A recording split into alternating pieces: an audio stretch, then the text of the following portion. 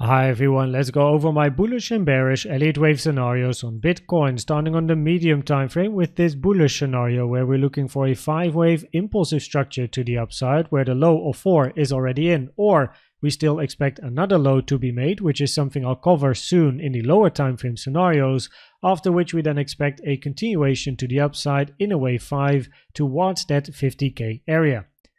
The most common target area for a wave 4 is between the 0.236 and the 0.5, between 40.3k and 35.3k, with the invalidation being the 618 at 33.1k. Now what is most important on the chart are actually the vertical lines that you see. These are fib times taken from the high of 1 to the low of 2 to the high of wave 3, comparing wave 2 in time with wave 4 in time. Naturally, in Elliott waves, wave 4 most commonly is longer in time than wave 2, which is also the case already in this scenario. However, we don't want the wave 4 to be too long, because then it's going to lose the context of the impulse to the upside and doesn't really have the right look anymore. And you can see I have 3 fib times on the chart. 3, 4, and 5, and we don't actually want to see a wave 4 being 5 times longer than wave 2. That really lowers the probabilities. This would be the correct count. Now 3 times longer, that's no problem. 4 times longer, we have to start thinking about other stuff, and 5 times, I'm definitely thinking about other stuff. The 3 fib time here is sitting on the 23rd of December. Then we have the 4 fib time on the 29th of December and the 5 fib time on the 4th of January. If price, however, continues ranging here in this area, then there's 2 scenarios I have for you which increase in probabilities. The first one, which is initially bearish as we expect to move to the downside but eventually much more bullish, is a double 1-2, where we have a big wave 1-2, another 1-2, and then we expect continuation to the upside for a very big wave 3. In this scenario, the most common target area for your wave 2 is between the 0.5 and 0.786, pulled from the low to the high of this wave 1, which is between 34.8k and 29.1k. And what is nice about this is that the target area for a wave 4, the common target area for a wave 4, is above the common target area for a wave 2, so that makes it easy to distinguish between the two as well. The 382 for a wave 2 is still a target, it's just less common, which is here at 37.1k, still on the chart, but most commonly wave 2 likes to retrace deep. Now another scenario, if price continues ranging here for a while, is a higher degree wave 4.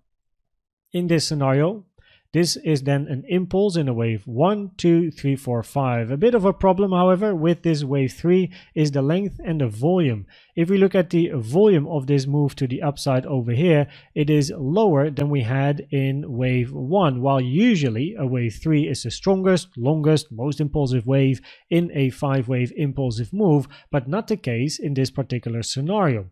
Also, this wave 3 is relatively short. If you take a trend-based fib extension from the low to the high of this wave 1 and then put it on the low of this wave 2, then you can see that usually a minimum target for wave 3, being the 1.618 at 50k, is not reached.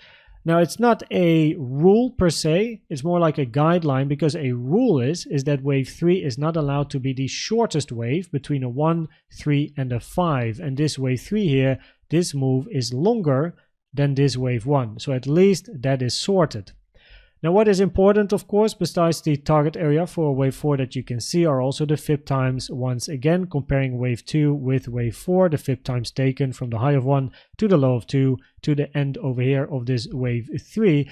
And because wave 2 is very shallow, hitting the 0.382, but long as well, wave 4, rule of alternation in Elliott waves, has a higher probability of being short and deep.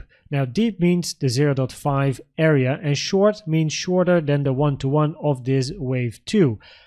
Most commonly a wave 4 will still end after the 0.382, which is positioned over here on the 31st of January. So we would then be looking for a corrective long sideways structure till at least the end of January, before we then get a final push to the upside in 5 and then a bigger correction to the downside.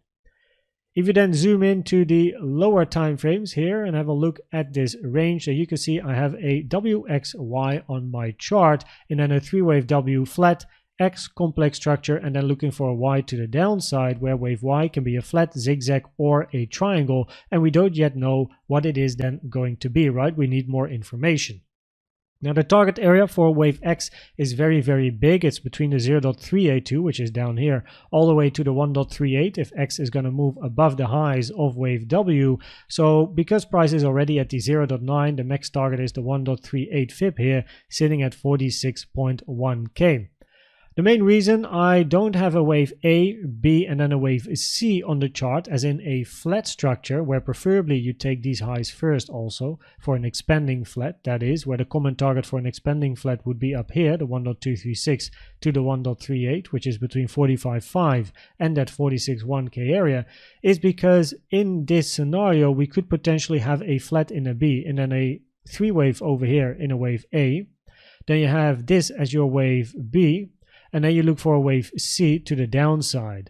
But inside a wave B of a bigger flat structure, you don't want to see a flat, because a flat wave B in a bigger flat really lowers the probabilities that you are in a bigger flat position. It's very, very rare to have a flat B in a bigger flat structure. It's not impossible, it's just that we play the probabilities, and then the probabilities would suggest a WXY compared to an ABC. So if we then zoom in to this potential wave X or wave B, but I have wave X on the chart, then we could be looking here for this structure where we have then our wave W, wave X, and then eventually a wave Y to the downside, where inside this wave X we have the blue count and then a 3-wave A, B, and then a potential 5-wave C, which then internally is a flat structure. Now it's not ideal, this flat, because wave B did not reach the 0.9 Fibonacci, right, which is taken from the low to the high of A, which usually is a minimum requirement for B. On other charts, or at least some other charts, the 0.9 has been hit, so I can't rule it out, right? And then we're looking for a 5-wave 1, 2, 3, 4, 5 towards the upside. Wave 5 is not allowed to be longer than wave 3, so the 1-to-1 should not be hit at 45.9k. But also, if we are looking for a diagonal over here in a 1, 2, 3, 4, 5, also overlap between 1 and 4, you don't want to see the lower trend line hit, because if we're looking for a diagonal, we want to see preferably a contracting structure, right?